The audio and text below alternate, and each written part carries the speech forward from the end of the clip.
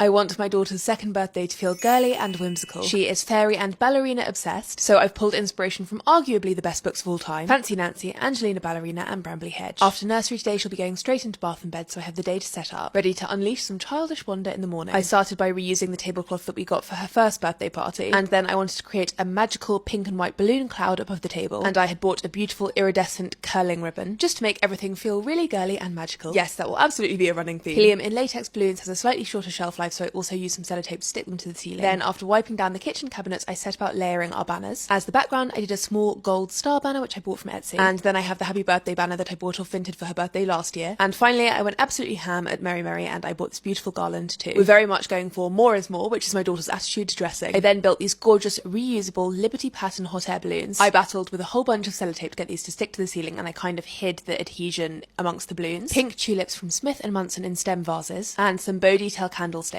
You will probably remember that last year I spent a long time battling with small party hats. This year Etsy came to my rescue and I bought some soft toy friendly party hats. Pink and rose gold heart confetti, because did I mention more is more? And on Vinted I had also found the Parisian Margot Madeleine. My daughter is called Margot, so I bought that for her and put a party hat on it. Inspired by Fancy Nancy, I had got this jewellery box. It's from Jekko and I filled it with all of her favourite necklaces. Then it was time to start building her main present, which is obviously this pram. I do not build things, we very much have pink and blue jobs in our house. But alas, my husband was doing this thing called work, so with some brute force and quadruple checking the instructions, I managed to get it built. A friend had sent us some really cute accessories from Scandi-born, like this little doggy handbag, and one of my colleagues absolutely blew us away and sent this magical little rabbit from Baba Bears, which said Moo is too, the nickname for our daughter, covered in croissants and bows, with a matching jumper for Moo. I sat the bunny in the buggy and then I got started unwrapping her smaller presents. I have a full video further down my page on what we got her. I'm hoping the setup will sort of last until the weekend, where I'm hosting a little party for her godparents and grandparents. The theme is going to be Margot is Tutu, but it's basically going to be a way to bring the adults in her life together for a glass of fizz, some pizza and to raise a toast to Moo. Let me know if you want to see a full video on the setup for that. But for her actual birthday, which is tomorrow, she'll have this set up in the morning, and then because it's half term we are taking her and her closest friends to the zoo for the day. So I started prep for the zoo trip, aka Margot is 2, do come to the zoo. Instead of lots of cheaper things, we got each child one lovely stuffed toy, and on Amazon I had found the safari box of 12 animals, so I quickly put together a pass the parcel for the kids to do as they sit down for lunch. At the end of the zoo we're all going to head to the cafe for food, but I also filled the kids' party bags with things that they could eat throughout the trip. My daughter's absolute favourite, which is Freddy's Farm snacks, and then because we have some older kids too, I put in other fun bits like ice gems and hula hoops. To the zoo I am also taking 2 Colin the Caterpillar cakes, candles, zoo themed plates, napkins and a party tablecloth, as well as some animal temporary tattoos which I also put in the party bags that I'm giving out at the start. With my party set up and party bags ready to go, just the baby bells to add to the bags in the morning, I set about making my daughter some fairy cake so she has a cake to blow out in the morning, as her real homemade cake will be on the party on Saturday. I popped up some streamers and wrote her birthday card, and that was the setup good to go. Let me know if you want to see the day itself.